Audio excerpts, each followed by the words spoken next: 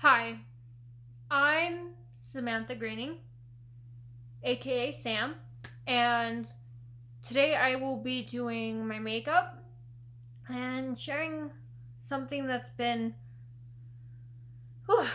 the story I found. So, let's begin. So, basically, I was, searching up um, these weird stories because if you know me, I like horror and I like scary stuff. So I was just looking up true crimes and there's this one story that just caught my eye. I guess it's called The Story of the Mcstay Family. We're gonna be talking about the Mcstay family and what happened to them. Apparently, they had just moved to San Diego, California during, I think it was February 4th of 2010. Um, the wife, Summer, and her husband, Joseph, had two kids, two little boys, Gianna and Joseph Jr. I don't know why they would name the other kid Gianna. It sounds like a girl name. But hey, no judgment. And they were just living their lives happily and successful. The husband had just quit his job because they had this little thing called cash cushion, and they were just happy until they disappeared. Until they disappeared in the same area, California.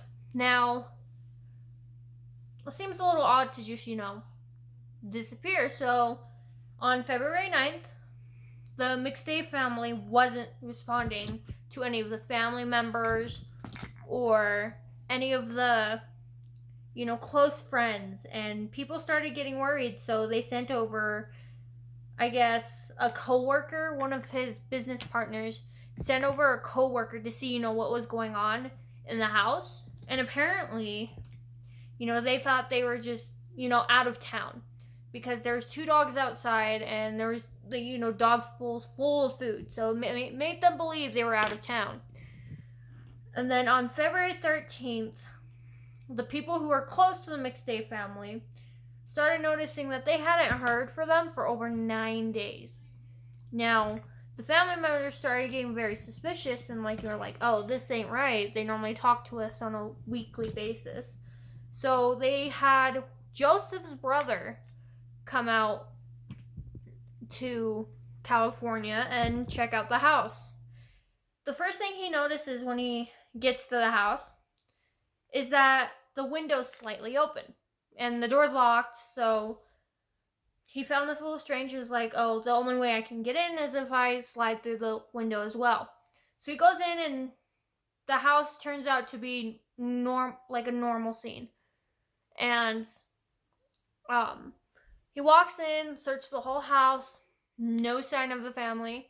So what he does is he leaves a note, saying, oh, hey, I came by, hoped to fill the dog food for whoever left that note, and left his phone number. Now, the next day, or not the next day, sorry. Later that night, he gets a phone call from the animal control center saying, and this guy's saying, were you the one to leave this note? Are you Joseph?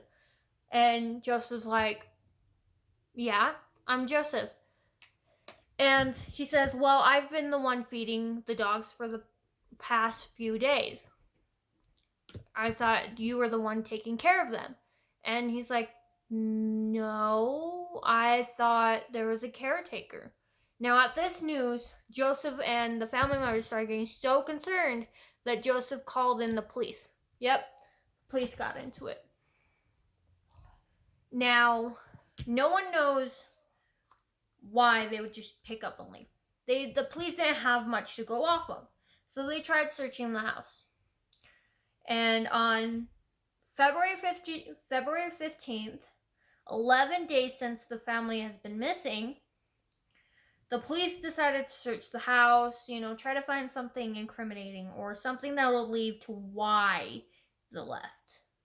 And so, what the investigators and the police were searching around, and because they had just moved and there's not much to go off of, they didn't find any evidence, none whatsoever. And then the only thing that they found was raw meat on the counter. And they were like, oh, this means that they were in a hurry for something. Who the heck leaves raw meat on the counter? I get it was if it was cooked and they forgot it, but raw meat? So, anyways, they saw that it was no sign of foul play, no forced entry, no evidence to, why the family had, gone to do whatever they went to do. And the next thing you know, the investigators end up finding something that, a big break in the case is what they would call it.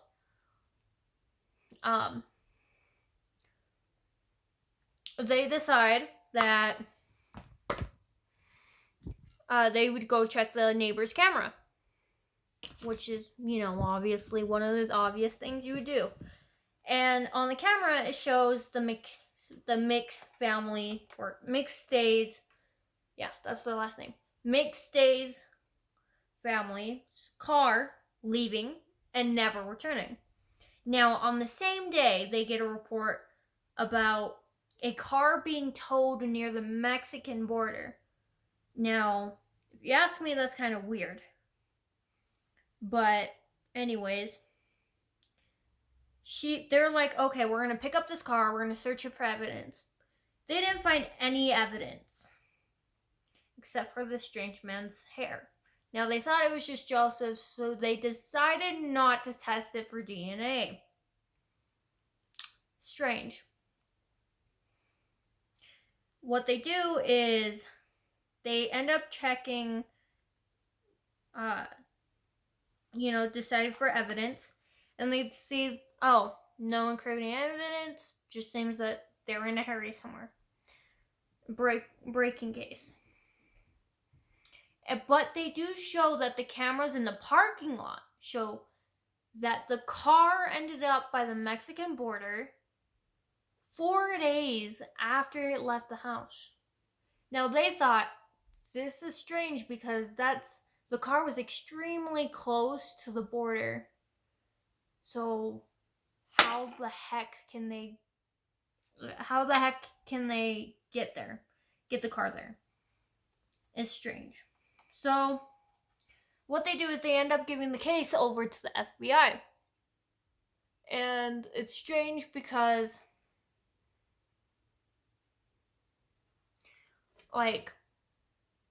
they couldn't even figure it out. Now, what's very sad is a footage appeared just out of nowhere that changed the case completely. Investigators found 4 people who looked to be the Mcstay's family crossing the Mexican border. Now, they bring in the family to see, oh, hey, can you identify, make sure these are these people? Now, the mom says something that shakes up the police, and they're concerned and worried that they're under abduction. And that ends up, the mother says, and I quote, "I recognize my daughter from anywhere, and her 2 little kids. But that man that she's with, if that was Joseph, his hair would be a whole lot bushier." Now, I don't know about you, but that seems a little sketch for me. Now, what the police end up doing, they're like, okay, we're going to try to, see more about this. And they end up bringing more people in. They're like, oh, hey, can you recognize this family?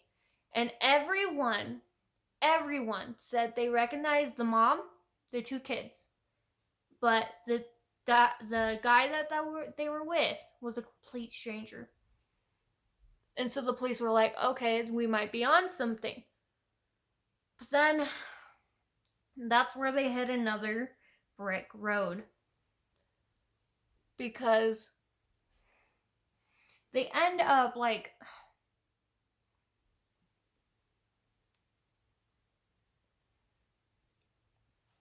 they end up trying to, find this guy, be like, okay, something's up. This guy needs to be brought in for questioning. He disappears completely off the radar. So they end up handing the case over to more of the FBI. And they end up saying, nothing. Completely, off the chart. Keep the case undercover type of thing.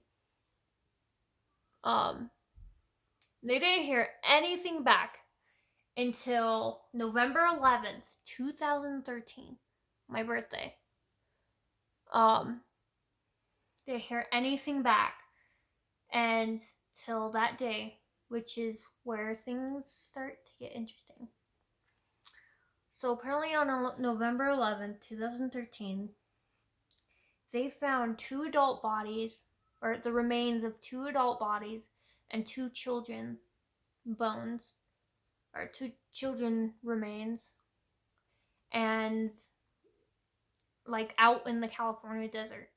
And only 2 days later were they identified to be the Mcstay family.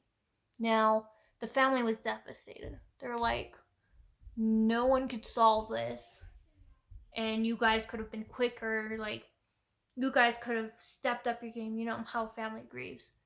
And they were just awfully devastated.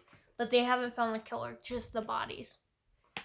And that is the only time when they officially said that they ruled their death or their disappearance as a murder. As a homicide, I should say. Crazy.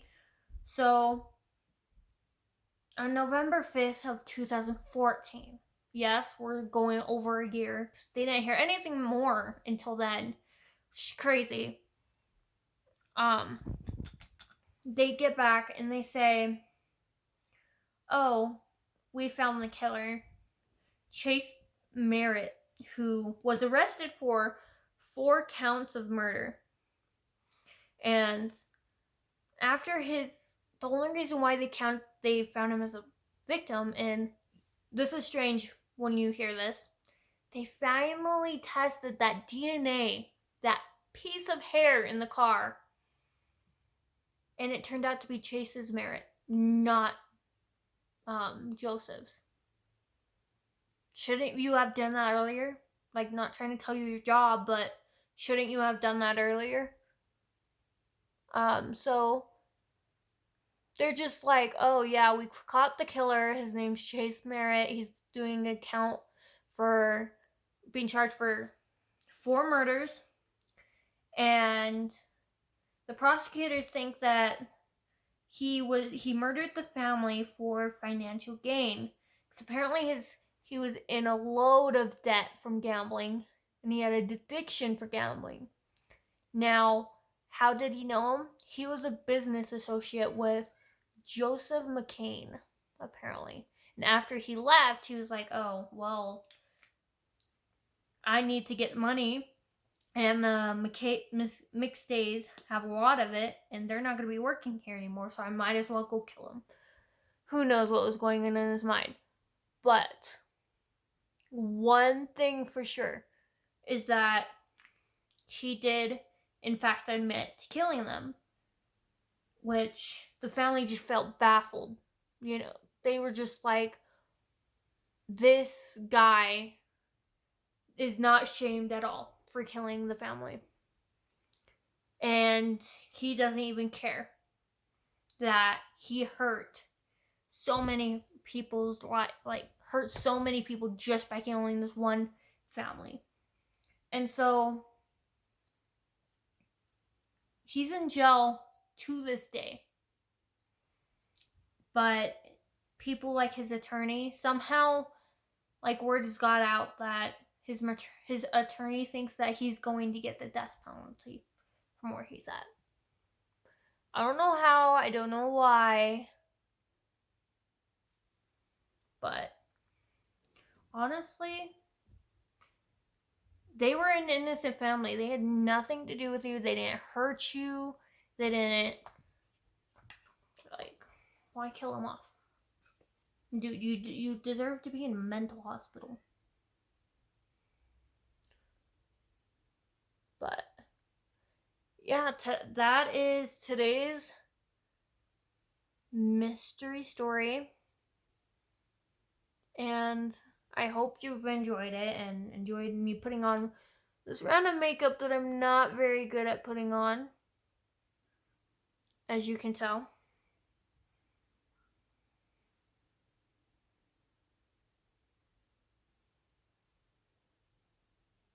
But I hope you've enjoyed watching this, and if you do, leave comments down below, subscribe to me if you want to see or hear more, and put a big thumbs up. I really need it.